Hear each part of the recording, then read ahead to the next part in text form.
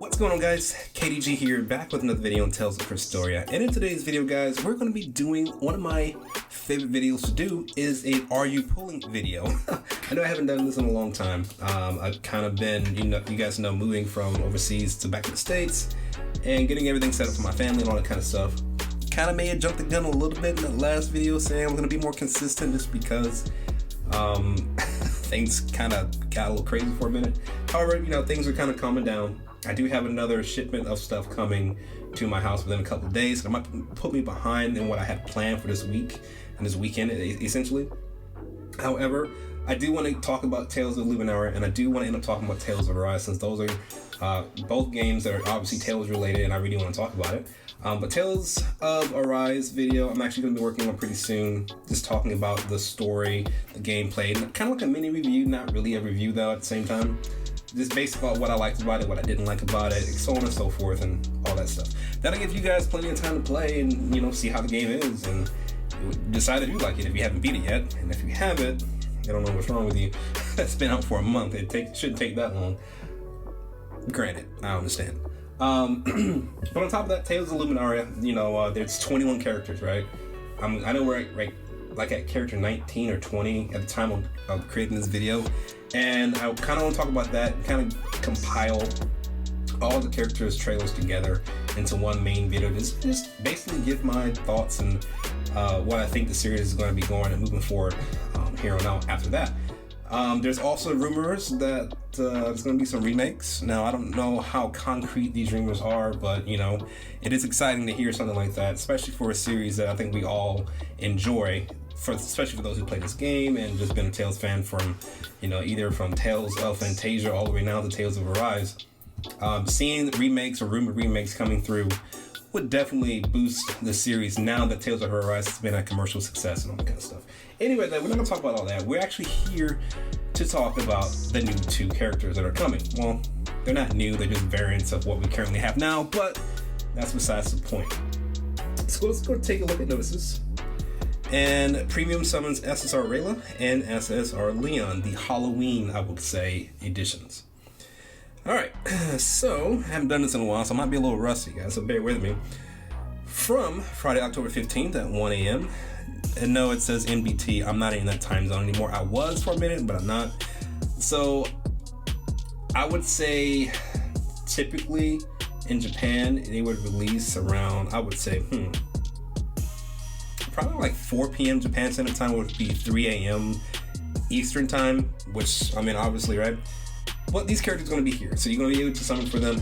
Rayla's going to be the first one coming up with the SSR Memorial Stone. It's going to be a Rod user, 7,000 on HP, attack 2,000, defense at 1,100 once it's maxed out, with the skill of Onslaught 6 Dark, plus 27% attack to Dark allies. Not bad. Now, granted, if you pulled for the limited units, it kind of broke the game, especially if you have a max out. I'm just going to scratch my head on that one, right? But still, it is what it is. But looking at the character, right? It's going to be HP 39,000 at level 120, by the way.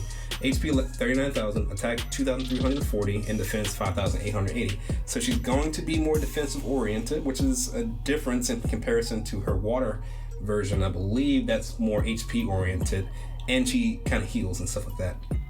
Now the skill, it's going to be boo, hee hee, gotcha. Okay, I said that completely cringe worth, right?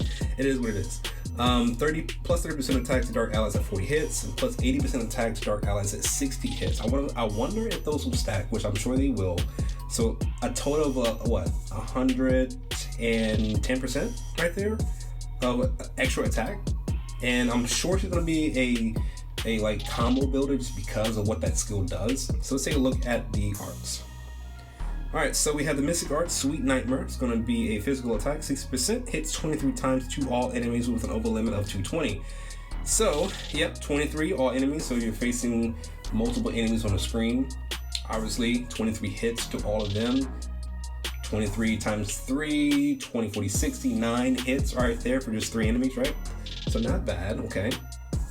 She also has a healing art. So art 1 is called Heal, restores 6% HP to one ally with a cooldown of 3. No, it's not terrible. I mean, I wish it was all, allies like her water unit does.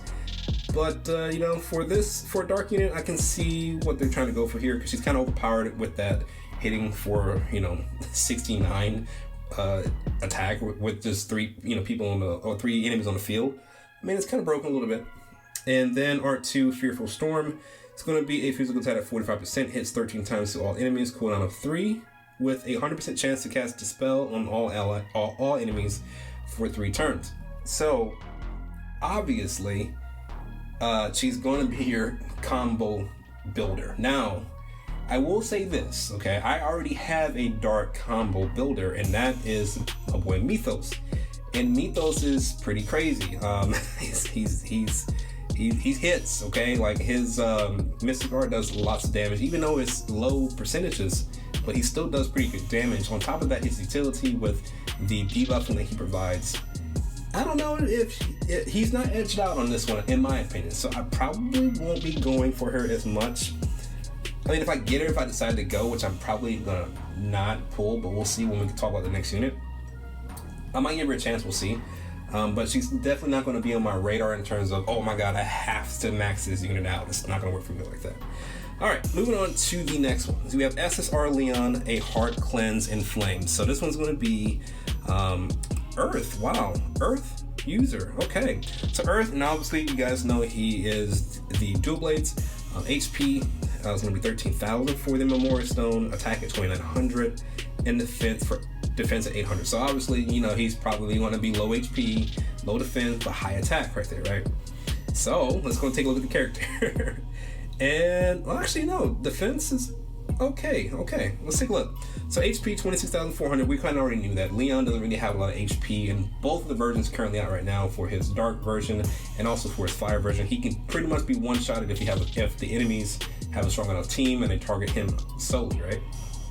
But 26,400 for the HP, attack 5,160. That's a pretty nasty, gnarly attack right there. 5,160, not bad. And defense at 4,200. Now, the skill is a Reaper in the Night once he's maxed out, plus 25% attack to Earth allies. I mean, that's pretty strong, but I don't know. I mean, Earth allies are mostly known for their defense, right? So the plus 25% attack to Earth allies can be useful because it kind of boosts their attack and they kind of need it. But let's take a look at the actual arts itself. So we have the Mystic Art Absolute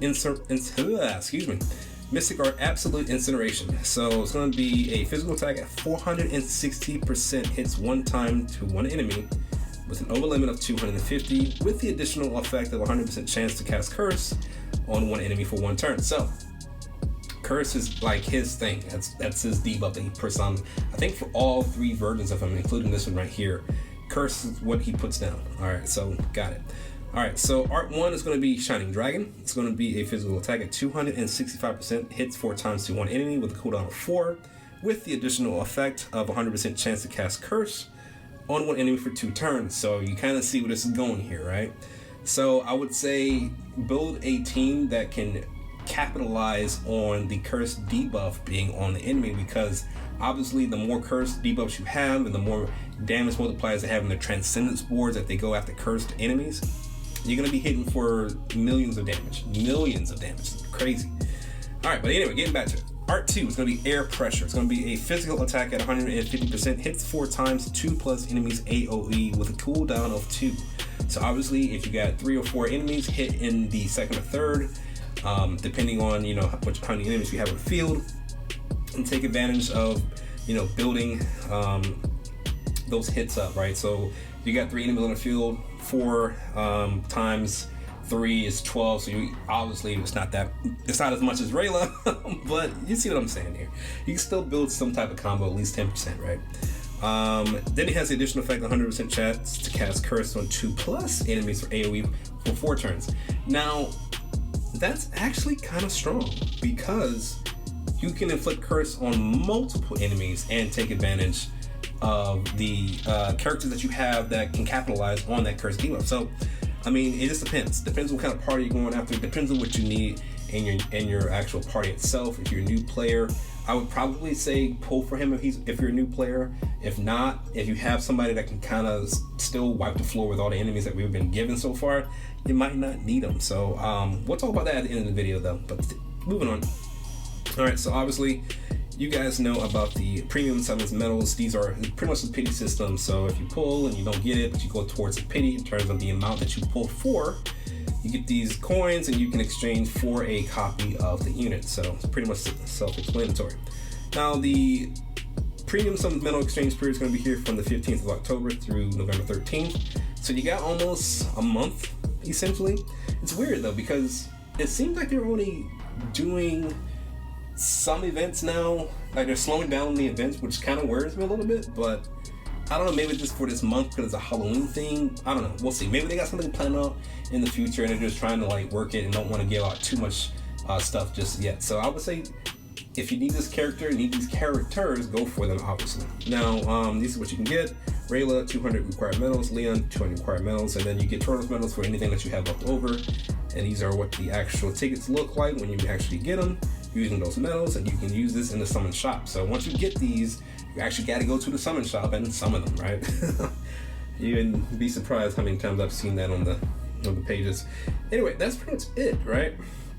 There isn't any other event or anything that's coming out along with this. Obviously, we got the Leviathan Assault. Transcendence Battle is still going on right now, currently. So let's go ahead and take a look at the quest real quick. See how many days we have left on these campaigns that we currently have going on. All right, so we got the Leviathan here for another 15 days, so like another half of the month. So probably to the end of the month, we'll finally figure out what the next raid boss would be for the Ascension board materials. And then the Never Ending Halloween quest is still going on until the 15th, until the 31st as well. And then Transcendence Battle, I feel like this has been extended, but I could be wrong. Who knows? But I don't know. We'll see. So anyway, my question to you guys is, are you going to be pulling for these 2 new units, right? Now, depending on what you need, I would say, is what you should go for. If you don't need a dark combo builder, then don't pull for Reala. If you don't need a debuffing Earth unit, then don't pull for Leon. I mean, it all depends. If you're a brand new character and you're just starting out and you need units to kind of get yourself an edge or competitive edge into the actual arena and also the raids, then obviously I would start here. But at the same time, there's rumors that we might be getting some Arise characters maybe in the next month or so, since Raze has already got it already. And we'll see if that actually happens. So I'm actually going to hold on to my Gleamstone for this particular one. I'm going to tell you guys I'm not going to pull because, I mean, if you guys have been a fan of me or were watching some of my videos, you've seen what I already have right now. I'm not saying that just to say it. I don't need it essentially, right? So I'm probably going to hold on to my Gleamstone for now and see what they come with the next banner announcement. Hopefully we get an EX banner maybe towards the end of the month or another limited one. We'll see. But I want to know what you guys are going to do. Are you guys going to be pulling for these 2 new units? If so, leave it down in the comment section down below.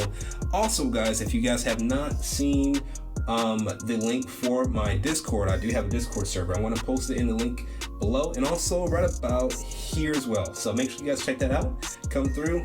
My actual raid team is here in the actual Discord, but obviously I need more people to come by and talk and interact and share some Tales stuff. Also, if you play Defo, I'm actually thinking about getting back into Defo.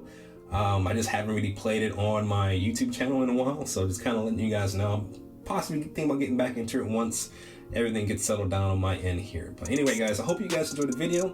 Let me know what you guys think in the comment section down below. I've been KDG. Hope you guys are having a fantastic day. Thanks again for watching. Remember to always walk tall, my friends, and I'll see you guys in my next video. Bye, guys.